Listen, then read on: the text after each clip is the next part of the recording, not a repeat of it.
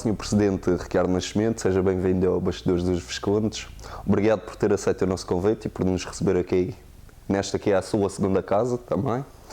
Nós não podíamos deixar de fazer este programa, também sem falar consigo e conhecermos um pouco de tudo o que está para trás da pessoa que hoje conhecemos. Nisto, nós, como somos a juventude cá da Ribeira Brava, queremos também conhecer um pouco do Sr. Presidente enquanto era jovem. Quais eram as maiores diferenças que o Sr. Presidente notava na juventude daquela altura para a juventude de agora? Bom, em primeiro lugar, congratular a JSD por este trabalho. Sei que têm feito o trabalho com várias pessoas do Conselho. Os bastidores no Visconde. Isto para mim tem um caráter especial porque se é os bastidores do Visconde, está a ser gravado na casa que era do Visconde. Estamos precisamente no quarto torneiro, por isso que é o atual gabinete do Presidente da Câmara. As preocupações e a forma de estar dos jovens na altura, nós éramos jovens como os que são agora. Obviamente que agora há uma maior abertura do que havia na altura.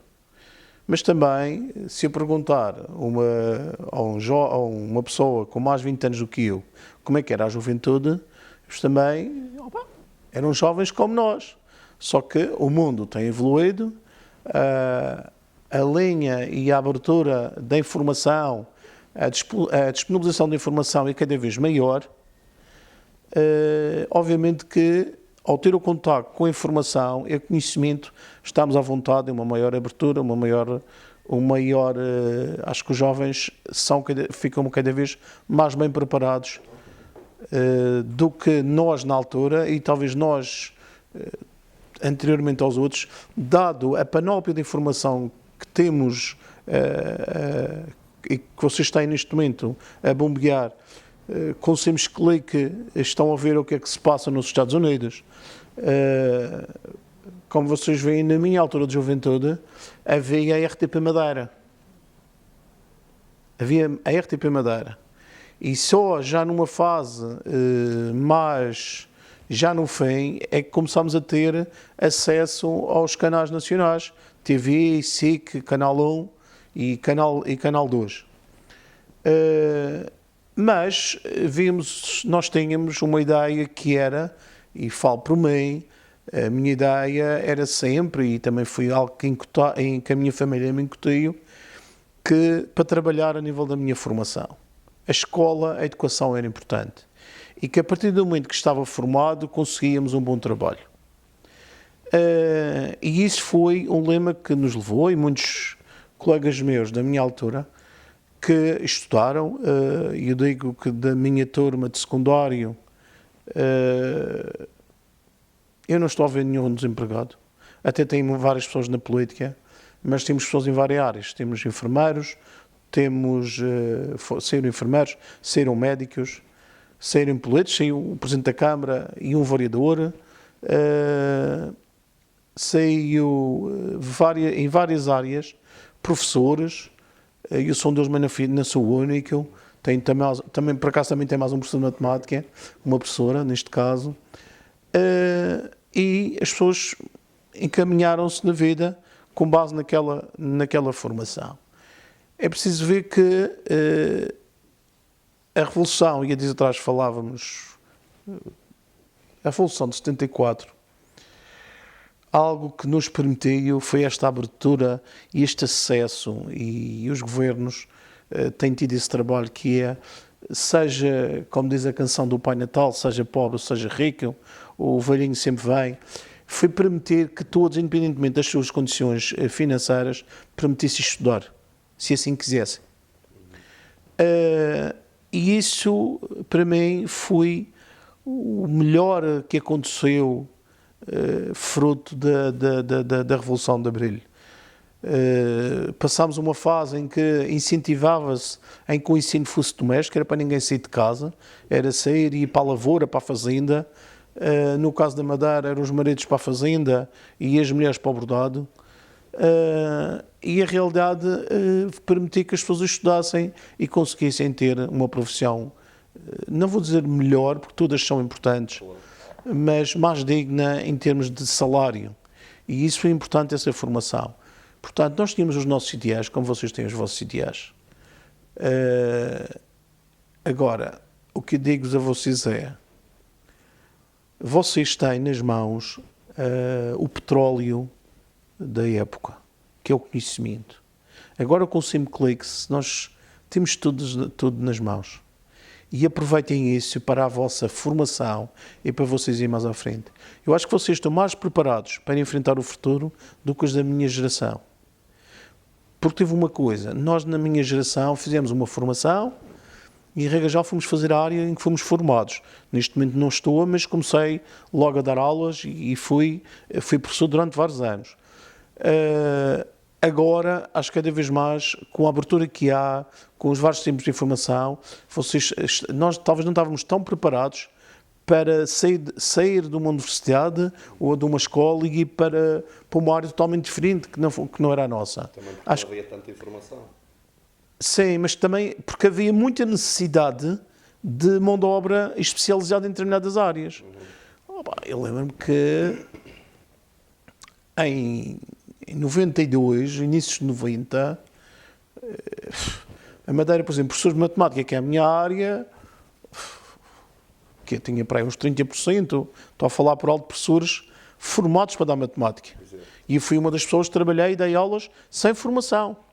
E precisávamos de professores. Ou seja, estávamos a precisar de quadros, precisávamos muito de quadros técnicos superiores para o dia-a-dia, para melhorar o dia-a-dia e melhorar a qualidade do serviço. Atualmente há quadros que estão ocupados, mas já começamos a ver que também mais tarde ou mais cedo temos que pensar que já começa outra vez a haver falta. São fases.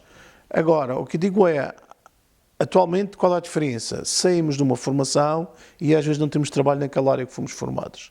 Na altura isso não acontecia. Quase sempre tirávamos um tipo de formação e tínhamos trabalho naquela área. E isso, mas eu acho que com a abertura que vocês têm em termos de informação mais disponível do que nós não tínhamos na nossa altura, conseguem se adaptar melhor se isso nos acontecesse a nós. E falando também, como o Sr. Presidente falou, nas profissões do antigamente, uma opinião pessoal sua e olhando para a realidade atual, o Sr. Presidente acha que ainda vamos voltar aos tempos antigos onde maioritariamente as pessoas vão para essas áreas e não tanto estas agora de estudos, por assim dizer, com mais estudos, visto que vai faltar mão de obra? Veja uma coisa, qualquer formação, qualquer profissão é importante no nosso dia-a-dia. Desde o coveiro, o agricultor, ao médico, ao engenheiro, são importantes. O que eu acho é que, e nós, em termos de educação, acho que temos um problema que às vezes no país, que é nós todos temos de ter os mesmos direitos. Portanto, parte-se no início, e por mais que haja cursos profissionais, parte-se num tronco comum que todos, se quiserem, vão para a universidade. Eu acho que, o meu ponto de vista, acho que isto devia ser um pouco alterado e o que já se faz em alguns países da Europa, principalmente mais os nórdicos. Há rapazes e raparigas que são boas pessoas, mas que a escola diz-lhes pouco. E aí já devíamos encaminhar logo, automaticamente, para uma área mais profissionalizante, uma área que eles gostem. E já quando saem das escolas, saem já com aquela formação para trabalhar naquela, que são processos no mercado de trabalho. Nós precisamos, neste momento, estamos com falta de pessoal na construção civil, precisamos de pessoal para tanto sítio, para a restauração, estamos com falta de pessoal. E isto, a falta de gente formada, compete às escolas e às entidades formadoras a tratar disso. Compete o Estado ou à região a tratar disso. Agora, o problema é, vamos empurrando todos para poderem todos ir para a universidade. Começam os alunos a marcar passo, que há uns que até são bons pequenos, mas não têm paciência para aquilo. Não quer passo, nós somos como somos. E isso depois o que é que acontece? Vamos nos perdendo nisto. Acabam uma determinada área, vêm-se confrontados sem trabalho, depois imigram. E depois começa tudo aqui a rolar, que é imigra, pessoas novas que imigram, já não voltam à sua terra, depois não procriam e vamos partindo para uma sociedade mais envelhecida. E isto é preciso ter em conta. É preciso definir linhas e dar a possibilidade, porque um rapaz ou uma rapariga que diga assim, eu nem quero ir para a universidade e quero ser pedreiro. Faz um curso de pedreiro, acabem que aquelas, eu talvez não vou ser muito correto, que aquelas histórias, daquelas disciplinas todas literárias que precisam andar a ler para cima e para baixo, para levar até o 12º ano, que é importante ter o 12º ano e nem sei o que, não sei o que mais.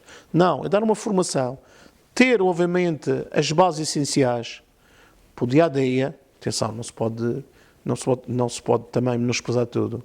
Porque, chegando a uma altura, se essa pessoa muda de área e diz assim, olha, eu afinal até queria ir para a universidade de estudar, vai-se desenrascar, vai fazer um secundário, se tiver mesmo vontade, ultrapassa e faz.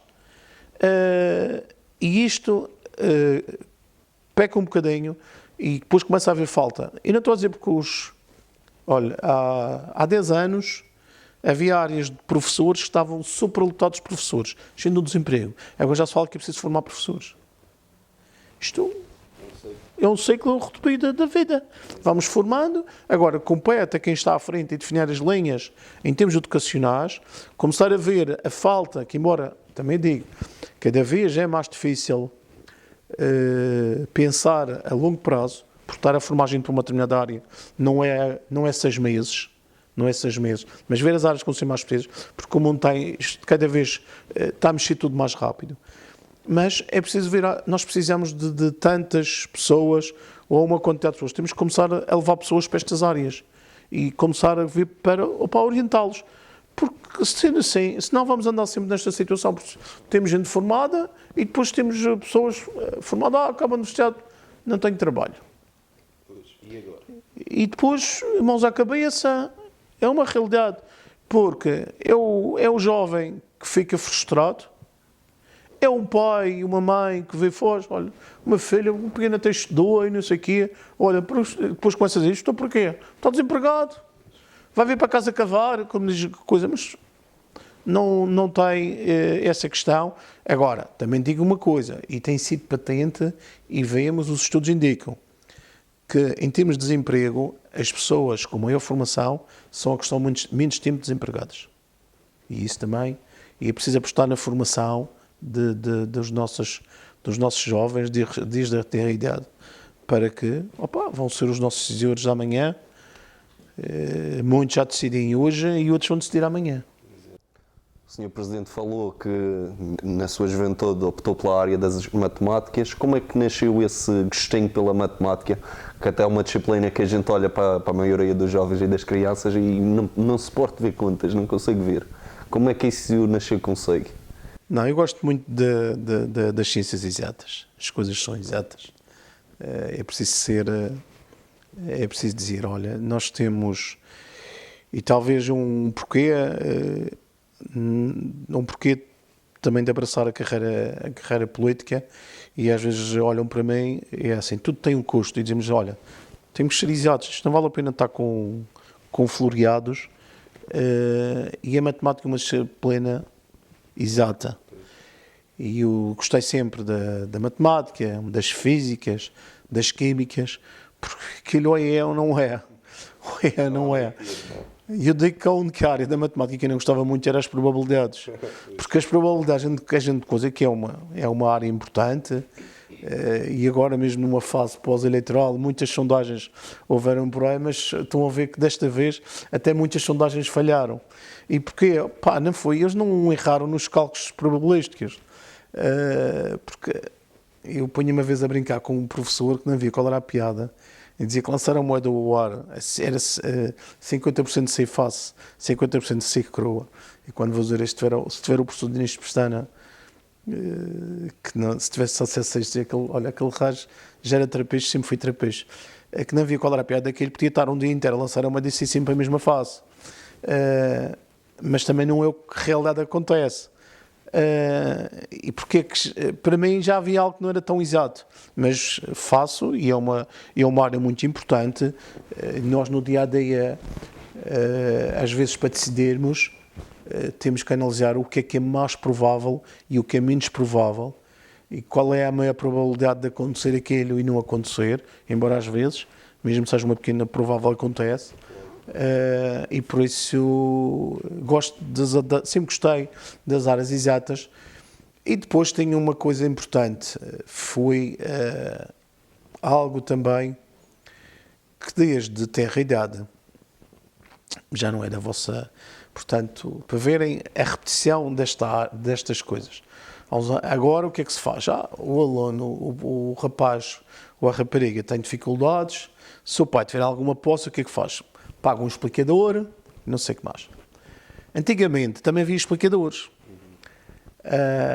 E o que é que acontece? Havia os rapazes e as raparigas que estavam no primeiro ciclo, na DITET, queriam entrar à quarta classe. Queriam entrar à quarta classe, como o importante era entrar à quarta classe. E eram os chamados cabeçudos, que não davam nada para a escola.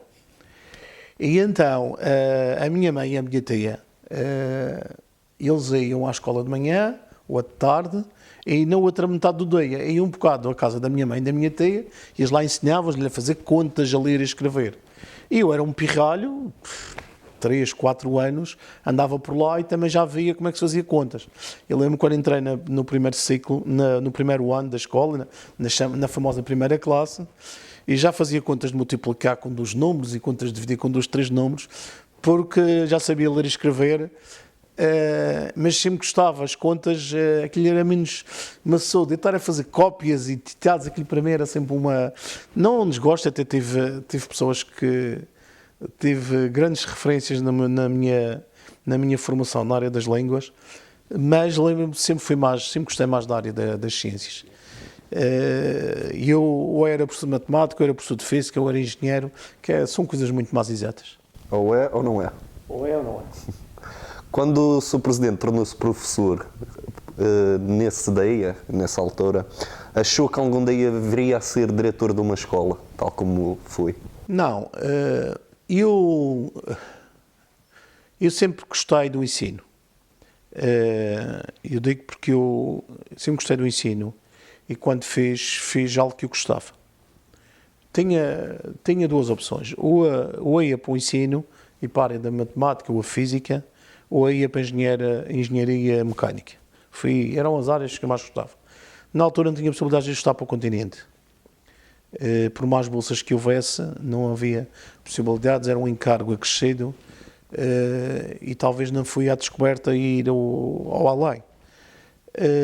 Havia o curso de matemática, havia ensino na Madeira e fiz o curso.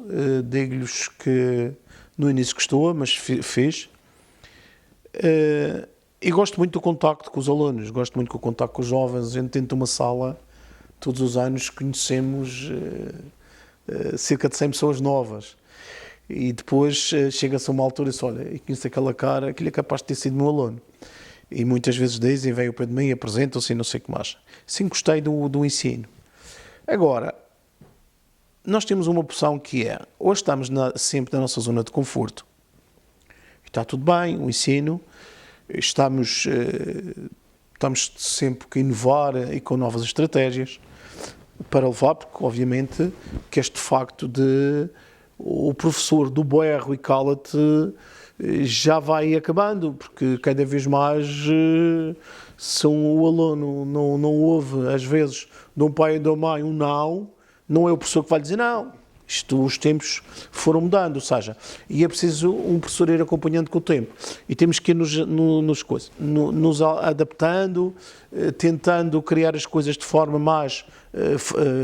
mais cor-de-rosa, mais brilhante, com mais casos práticos, para sentirmos no dia-a-dia a importância das coisas. Quando surge, mas não podemos estar alheios a desafios que possa aparecer. E eu estava um dia, numas interrupções da Páscoa, quando da escola onde eu estava efetivo, ligaram-me que havia uma direção regional, o Dr. Morgado, na altura o Dr. Morgado era o diretor regional, queria falar comigo, e eu, sem saber o que era, e surgiu o desafio de instalar a escola de Campanário, a escola Conde João Jacinto Gonçalves de Andrade, e levar aquele, era um desafio, era sair de uma zona de conforto em que eu me sentia bem, estava bem ciente das áreas que tinha a trabalhar com os outros rapazes e ia para uma área em que, quando estamos à frente das coisas, as coisas têm que funcionar bem. Porque quando não funciona, não foi o pai nem a mãe, foi quem está à frente que falhou. E foi um desafio. Nunca fui ambicioso de ter cargos futuros. Nunca tive essa ambição. Mas às vezes o que eu tive sempre foi houve desafios e oportunidades que me apareceram e eu pensei, ponderei, aceitei ou rejeitei. E nesse caso aceitei e fui com grande agrado que instalámos a escola. Tive 9 anos à frente daquela escola. Para quem me conhece, era um presidente de escola que nos intervalos ou estava junto aos alunos ou estava junto com as pessoas a tomar um café ou com os funcionários. Não era o presidente de escola de estar sempre dentro do gabinete, gostava de estar no contacto a ver o que é que se passava. Conhecíamos os alunos quase todos, porque era uma escola com 300, entre 300 a 500 alunos, conhecíamos praticamente os alunos quase todos. Foi um desafio que apareceu, não que ambicionasse, mas agarramos. Também tive uma equipa maravilhosa comigo, o Inácio Santos e o João Gonçalves. Fui buscar 2 amigos, fui-lhe tirar o sossego a 2 amigos e que também nós 3 demos o máximo e pusemos de facto, passamos mais tempo lá dentro do que nas nossas casas.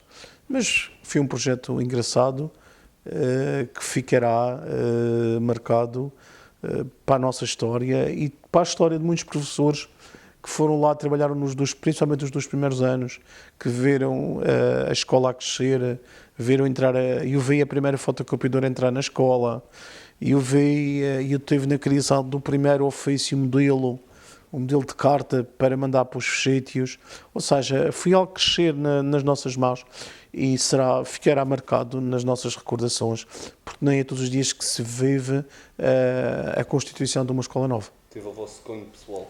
Sim, e o cunho de muita gente que trabalhou connosco, muitas pessoas de ter um tempo disponível, funcionários excelentes, de dar o máximo. Lembro um dia, eu até me custa que é a tal história, mas se eu recebo desafios, eu também lanço desafios. E quem está à frente tem que estar na linha da frente a levar o barco, mas eu lembro-me um dia. Portanto, a escola abriu, o refeitório ainda estava pronto. O refeitório não estava pronto, os miúdos levavam o seu lanchinho de casa, só havia um turno de aulas. Depois, tínhamos feito uma encomenda de pratos e talheres e garfos e coisa. O refeitório fica pronto. A encomenda estava atrasada, mas tinha-me garantido que a encomenda chegava na quarta-feira. Chegava na quarta-feira e não chega na quarta, e na quinta-feira não chega, e chega na sexta-feira a encomenda com tudo o que era as louças para o refeitório. Lembro-me, dia de estávamos a comemorar o São Martinho na escola, e o microfone, digo para os alunos, a partir de segunda-feira, o vosso horário vai ser normal, com manhã e tarde, já vai haver refeitório. Eu não sabia o que estava a dizer. Aquelas mulheres da cozinha passaram um domingo inteiro, ou foi sábado inteiro, a escaldar a louça toda, lavar a louça toda. E disse, foge, então quem disse isto? Não deixava mais 2 dias, as mulheres limpavam a coisa. Mas foi assim, também lancei o desafio, e isto só tendo uma grande equipa, com pessoas disponíveis e com vontade de trabalhar, eu disse, foge. E quando olhei, até me deu dó, disse, porra, tu também, que a história de pressa, mas se não fosse assim, era mais 2 dias. E era sempre para quê? Era importante, os alunos estavam a perder aulas, e a gente está ali pelos alunos. Estás a perceber? E então vamos deixando sempre também desafios a outros para nos acompanhar, que é isto culminar, que depois os projetos dão frutos positivos. Sr. Presidente, quando foi convidado e eleito para ser diretor da Escola de Campanário, já tinha estado nesta casa que nós estamos agora, que é a JSD, tinha assim alguma experiência política. Como é que começou esse gosto pela política?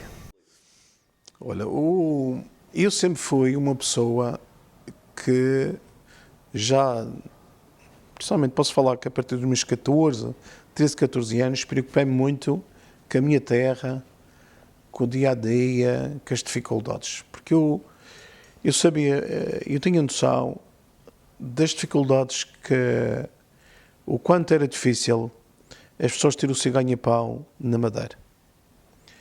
E sempre nos preocupávamos, obviamente, como eu pensei, bom, um dia vou ajudar a quem me ajudou. Só que para ajudar quem ajudou, nós temos que aos poucos ir intervindo, aos poucos falando, vendo, e aí surge o gosto pela política, que é tentar, indiretamente, vendo o que é que se passa, se inteirando do que se passa no Conselho e na Madeira,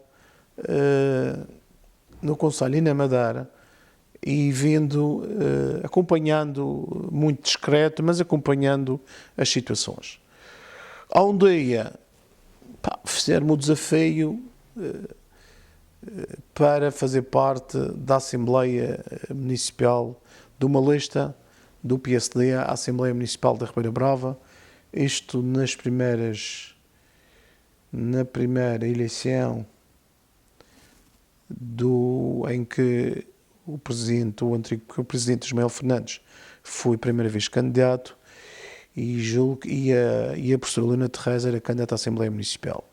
Recebi esse desafio de fazer parte da equipa para a Assembleia Municipal, aceitei,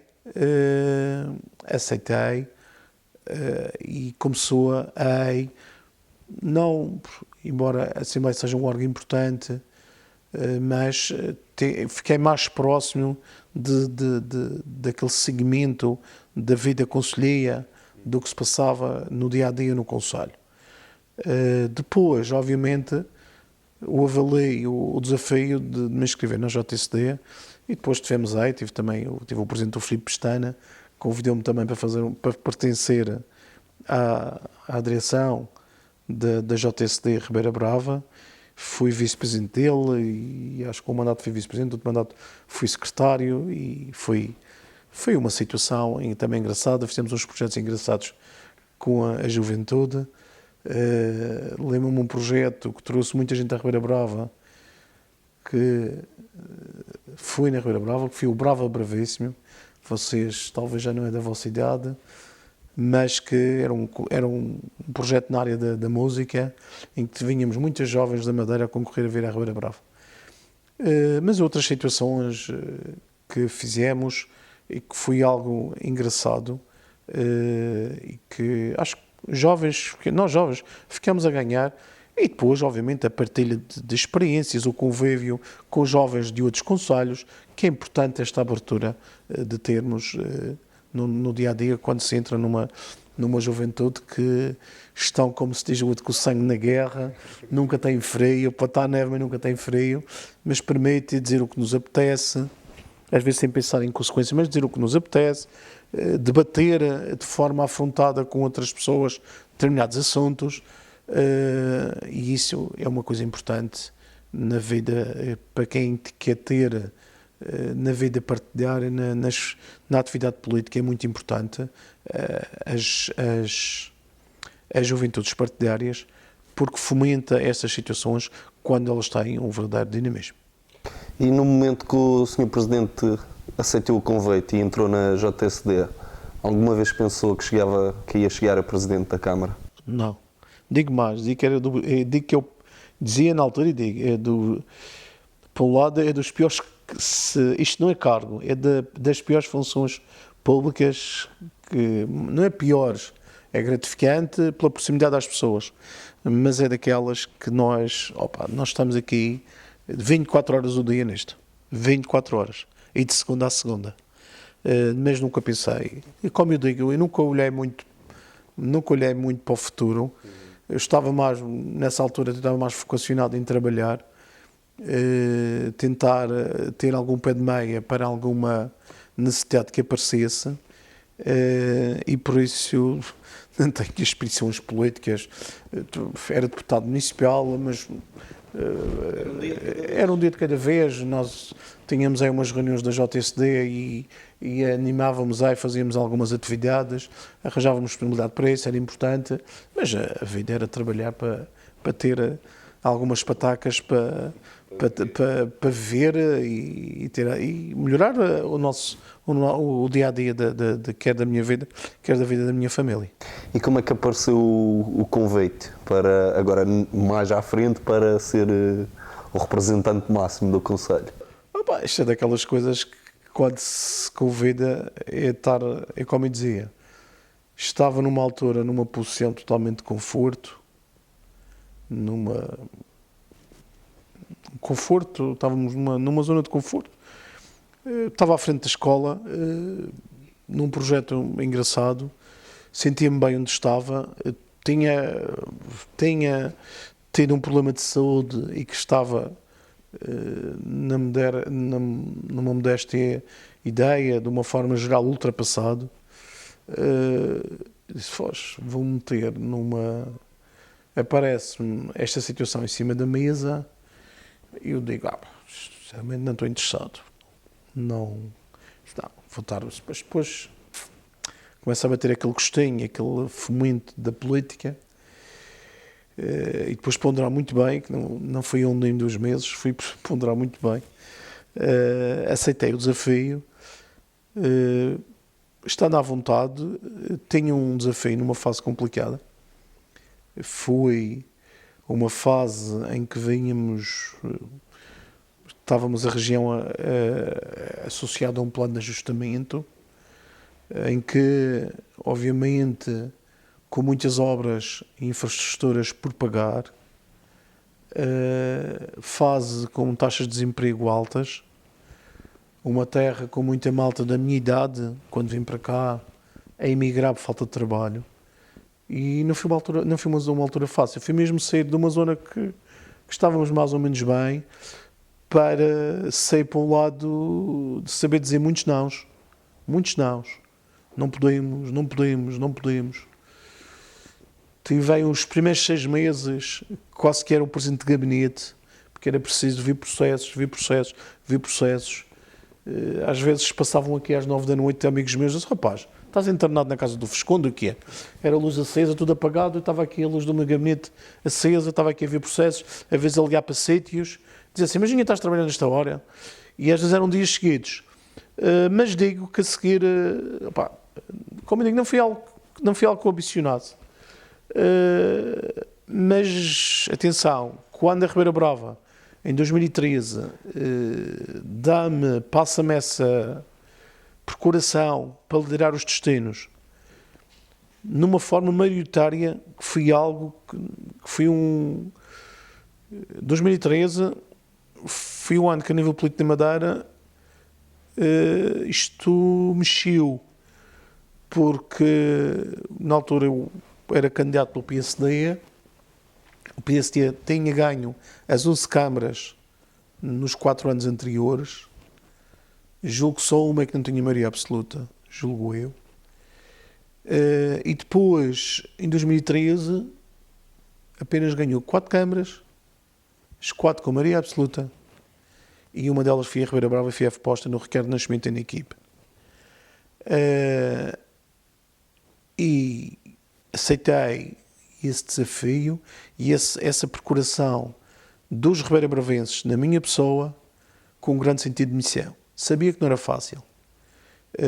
E tinha amigos meus e dizia, eu não sei se tu os parabéns, se tu os pêsamos, porque não ia ser fácil. Foram anos, então aqueles 2 primeiros anos, 2 anos e meio, foi complicadíssimo. Situações que, complicado. Só mesmo um gosto nisto e ter sempre uma atitude positiva de levar as coisas para a frente, de lançar pequenos desafios a funcionários nesta Câmara que também foram incansáveis. Pessoas que eu dizia, olha, eu preciso da vossa ajuda, vamos para aqui, e eu preciso que se faça isto, mas não temos dinheiro. Tiveram uma paciência enorme comigo. Eu lembro-me, o culminar então tive 2 obras que para mim foram 2 obras que esta gente teve uma paciência, mas levo e fica guardado nas minhas recordações. por ter uma ideia, qual era uma realidade que tive aqui na Câmara que era impressionante. Nós tínhamos receitas mensais na casa dos 400, 450 mil euros. Tínhamos encargos com a nossa dívida, na altura, 250 mil euros. Ou seja, fazendo uma conta de someiro, 400 menos 250, 150 mil euros. Tínhamos os nossos salários, que até éramos das câmaras, e ainda continuamos a ser, com uma percentagem de despesa com salários mais baixa do país, relativamente ao orçamento. Cerca de 100 mil euros com salários, e sobrávamos 50 e tal mil euros para gerir. Em regra geral, tinha talvez um mês 50, outro mês 100, mas depois dizíamos assim, eu olhava e dizia assim, temos que começar. Houve uma sorte que eu tive, que foi também os programas de emprego, disponibilizar muita gente às autarquias. Cheguei a uma altura que tive aqui quase 20 pessoas do desemprego a trabalhar e fizemos coisas engraçadas. E lembro-me que tive duas obras que achei engraçado, que foi um simples mudança aqui do pavimento junto ao Pingo Doce. As pessoas a cair. E eu disse, não, mas a gente já vamos mudar isto, porque a gente não vai estar a fazer remendos. Mas não tenho dinheiro. E andamos aqui num entre e sai. Outra foi o Come Futebol, uma aposta nos jovens, dava-me um dó, e disse na altura, dava uma facada nas costas ver os pequenos a praticar desporto naquelas condições, em que o engenheiro, o arquiteto, e penso, algum dia devem ter de mandar para um site em voz baixinha, que eu chegava, quanto é que isso custa? Muito caro, não posso, para trás. mas lancei o desafio e as pessoas tiveram uma paciência, mas paciência entre aspas, são pessoas também que gostam da causa pública, independentemente da sua profissão, mas também tentam fazer com gosto e com brilho o seu dia-a-dia. E tive aqui, e continuo a ter, uma grande equipa de funcionários que dão o seu máximo para que a Ribeira Brava fique sempre em primeiro em tudo, seja sempre melhor em tudo. E de facto foi aqueles primeiros anos, de facto aquilo, às vezes a gente também pensa duas vezes, mas valeu a pena, eu digo que valeu a pena. Dá um gosto de ver o que era, e quando eu olho e tenho naquele computador todos os mapas, diz que estou aqui na Câmara, as minhas contas de mercearia, que eu não sou contabilista, mas há contas de mercearia que são muito simples de fazer e que ajudam-nos a prever o futuro em termos e o que é que se pode fazer com o que temos. E por isso o que era e o que é não tem nada a ver. Eu não estou, atenção, eu até nem estou a criticar os anteriores, porque foram fases diferentes. Houve fases de dinheiro e contratos de programa, se quem estava cá não abraçava, não estavam as infraestruturas feitas. Às vezes podem interpretar mal, não estou a ser crítico. Houve situações que não fosse feito na altura, não era feito. Fiquei por pagar, olha, pagamos. Neste momento dessas coisas, temos para aí situações antigas para pagar para aí 1,5 milhão, 2 milhões de euros, nem sequer.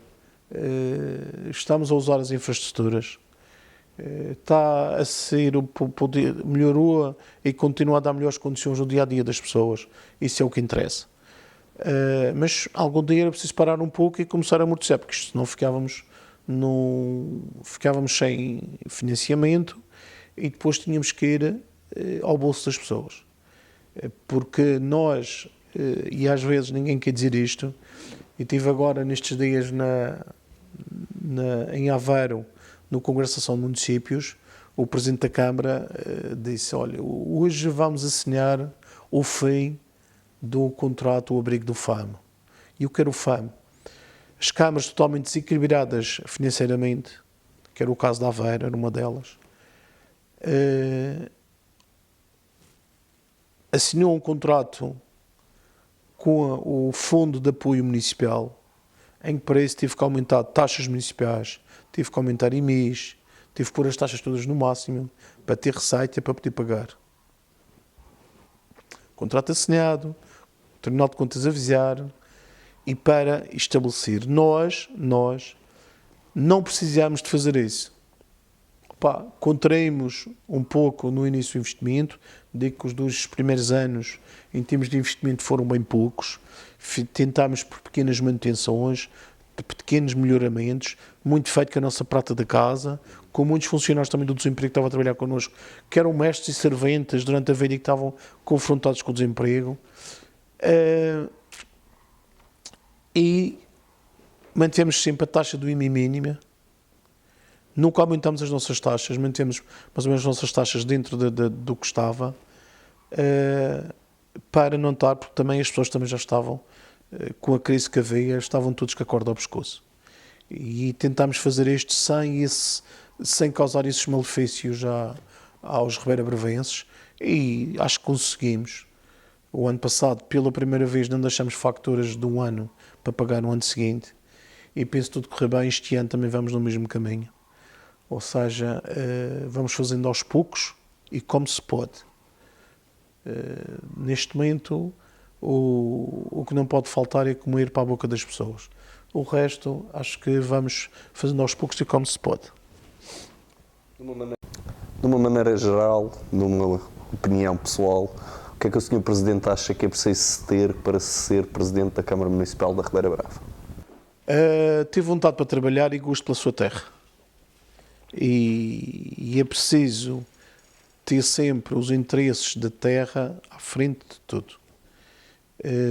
Porque a partir daí o resto é aceitar isto com um espírito de missão e gostar muito da sua terra, gostar muito da Ribeira Brava e tentar sempre o melhor para a nossa terra. Às vezes é preciso engolir muitos sapos. Vocês não pensam, mas talvez isso aqui a pessoa nesta Câmara que engole mais sapos. Mas quando eu digo valeu a pena, valeu a pena. Quando se vê algo novo a aparecer, quando se vê um projeto diferente a aparecer, eu não falo só de betão, estou a falar de um projeto diferente. Pá, quando se vê, olha, temos possibilidade tenho aqui lá a transferência para fazer para o apoio dos nossos jovens universitários. Pá, foi possível porque quando eu cheguei havia esse apoio, mas não havia dinheiro. Agora atribuímos. Pá, talvez é sempre pouco. Vamos ver se para o ano, se a gente sobe mais um valor acima. Mas foi algo que a gente disse, olha, pelo menos é uma felicidade. Quando vais na rua, às vezes chega-me um jovem ou uma mãe e diz, Sr. Presidente, obrigado.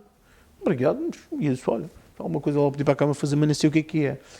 E nesse primeiro ano que nós voltámos a pôr a bolsa de estudo, e teve muitas mães e muitos pais que passaram por mim, e o dinheiro não é meu meio, o dinheiro é dos contribuintes, são dos ribeira-bravenses, mas sei que a gente tentou ir colmatando para haver disponibilidade para isso fazer. E eram muitos a encontrar-me na estrada, Sr. Presidente, obrigado, está bem, olha, a situação está resolvida. E depois, mas o que é? Olha, aquela verbazinha foi pouca, mas está a ajudar. Olha, a viagem do meu filho, deu para ajudar agora a pagar a viagem. E estes pequenos gestos, isto só se faz quando a gente pensa só, olha, a gente quer o melhor para a Ribeira Brava e vamos fazer não sei o que mais. Há dias atrás dizia-me um amigo meu de outro concelho, estávamos a falar sobre o projeto aqui que está previsto aqui para a frente da Ribeira Brava. Ele disse, mas vais conseguir isto? Eu tenho esperança que sim. Eu não desisto.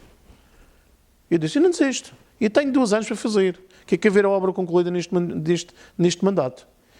Mas, se fizeres isso, estás de parabéns. Não estou de parabéns. E aquilo é para mim, não é só para os outros, eu também vou andar ali. Só se morrer. Isto é para mim, é para os meus. É para a nossa Ribeira Brava. Estão a dizer, é para a coisa engraçada do comboio. Eu disse assim, o comboio que temos aí a rodar agora no Natal, isto é para os nossos filhos. Também para meus. Os meus deram 2 voltinhas. São estas coisas diferentes e que se vê quando as pessoas... É o maior agradecimento. E isto só se faz quando se tem. Estamos nesta vida com o espírito de missão e que a nossa terra esteja sempre à frente de tudo. É ter amor. Sim, sim. O Sr. Presidente entrou na Câmara Municipal em 2013, teve logo uma imagem do Conselho. Hoje em dia, em 2021, sente que o Conselho está mais jovem do que nessa altura?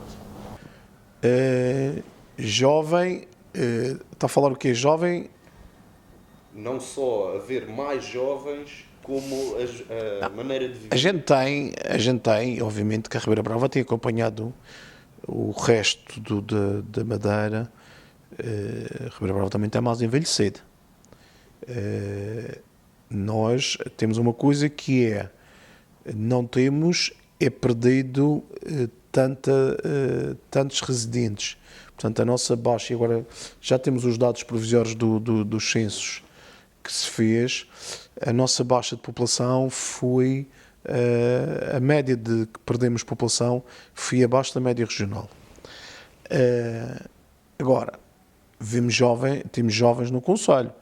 Acho que já não se sente tanto aquele poder, tanta imigração, como havia com pessoas com 30 anos, jovens de 30 anos, que havia em 2013 e 2014. Não é bem assim.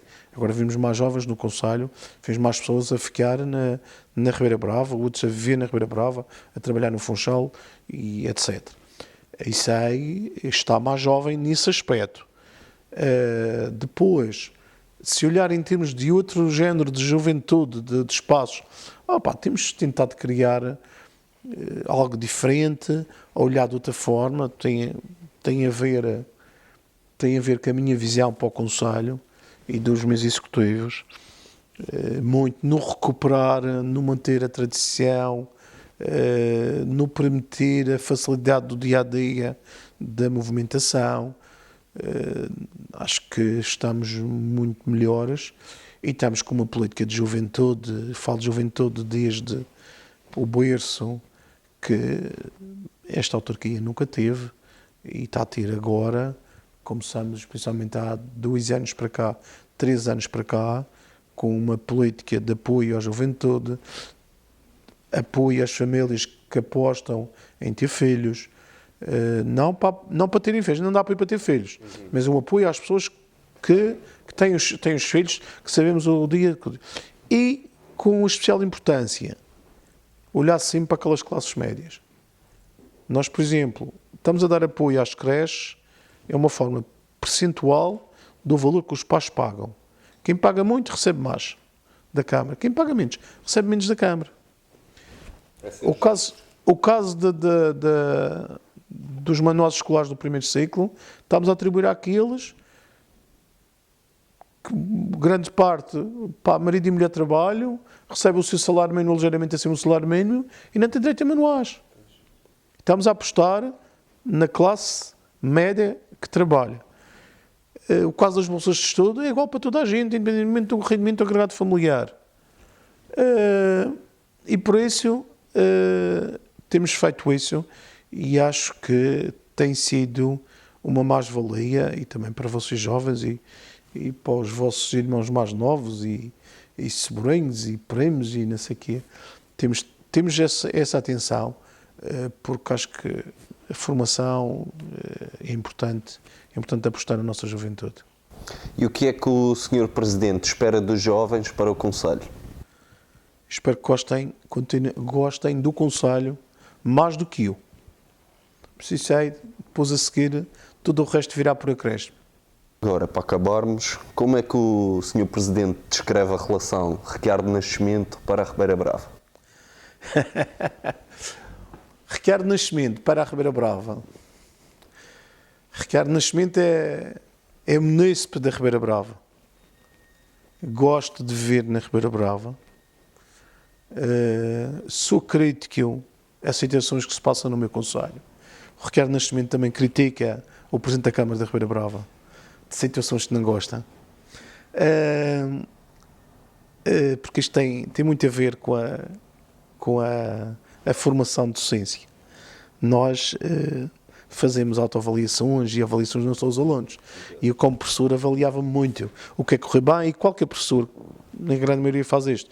Dá uma aula e só, o que é que correu bem? Isto aqui, talvez não devia ter investido aqui muito, que isto, já não ligaram muito a isto, talvez já não lhes diz muito respeito. Talvez, próxima vez vou por aqui e não sei o que mais. E fazemos esta avaliação constante, e eu faço essa avaliação constante. E eu às vezes mando ver que o Presidente da Câmara da Ribeira Brava diz, olha, porra, aquilo está com a era para estar feito. E porquê é que não está, pá? Andas a exigir pouco. E tens que coisa. Porque eu gosto, o Ricardo Nascimento Ribeira Brava, sou munícipe e gosto da Ribeira Brava. Digo que só fui ao Funchal nascer e depois vim para cá. E a realidade é esta, gosto da minha terra. E independentemente, e como entrei em 2013, entrei naquela para cá a dizer assim, vou a eleições, as pessoas se quiserem apostar em mim, apostem, vou tentar dar uma massa. Também se não apostarem, eu vou continuar a tomar café na Ribeira Brava, a fazer as minhas compras na Ribeira Brava, a fazer o essencial na Ribeira Brava que tenho para oferecer para as minhas possibilidades. E por isso eu gosto e vou continuar. Em 2017 a minha expressão foi a mesma. Aconteceu o que acontecer, vou continuar a tomar café na Ribeira Brava, a ficar na Ribeira Brava, a viver na Ribeira Brava. E agora a população em 2017 deu-me novamente uma maioria absoluta e uma procuração de forma maioritária para os destinos da Ribeira Brava. Agora em 2021 esse valor ainda foi superior, ou seja, sinto a responsabilidade cada vez maior, significa que as pessoas confiam em mim e no meu trabalho e no trabalho da equipa que apresentei, mas além disso, sou Ribeira Bravense, com muito orgulho e gosto de vir cá, gosto desta terra. E o Sr. Presidente, que é nascido e criado cá na Ribeira Brava, tem toda a sua experiência cá. O que é para si ser Ribeira Bravense? Ribeira Bravense é uma pessoa que vai à luta. E isto, independentemente das idades e das alturas da juventude, nós temos isso no nosso sangue. Vemos como, na altura das dificuldades, pessoas que saíram daqui, muitos sem saber ler nem escrever, nos anos 60 foram, emigraram para além fronteiras e criaram autênticos impérios. Fruto de trabalho, de reverência, de luta. Não é por acaso que temos uma família da Ribeira Brava e que são donos de um banco em Miami. Dei um exemplo, mas temos muita gente de sucesso. E o Ribeira Bravense é uma pessoa trabalhadora, de ir à luta, não baixar os braços e não desistir. E isso acho que é importante e é o que nos faz o nosso dia-a-dia. Porque de fracos já, como é que diz, já rezam a história, já conta a história. Agora, queremos e isso é algo que eu acho que está no sangue do Ribeira Bravense ao longo das várias décadas, das várias gerações. E temos muitas imagens disso e das coisas que eu gosto de ver quando vejo um Ribeira Bravense bem sucedido. Não sei se o Sr. Presidente quer deixar alguma mensagem a todos os que nos veem e agora nesta altura natalícia. Sim, nesta altura natalícia quero desejar a todos os Ribeira Bravenses, a todos os seguidores da vossa página onde esta entrevista será exposta e divulgada. E a todos os Ribeira Bravenses, um feliz Natal. Estamos pelo segundo ano consecutivo numa fase anormal das nossas vidas, não é normal, não é comum estarmos confrontados com uma pandemia. Portanto, é a primeira vez e eu também estou a viver isto. Muitos de nós, grande maioria, estão a ver isto pela primeira vez. Talvez os mais idosos ainda se lembram de questões muito antigas. Por isso, passe o Natal em segurança, com os cuidados. Sei que o Natal é época para convívios familiares. O que eu peço é, antes de ir para os convívios, façam um teste antigênio, vejam se de facto é um teste, temos de fazer, tem o resultado quase de forma imediata. E é para evitar, para nós continuarmos a controlar isto, e não temos que voltar aos tempos de ficarmos com horários sem poder sair de casa para evitar a propagação, para pouparmos vidas e também podermos ir deslocar os nossos dia-a-dia, trabalharmos e darmos trabalho a outras pessoas, o ganha-pão de toda a gente.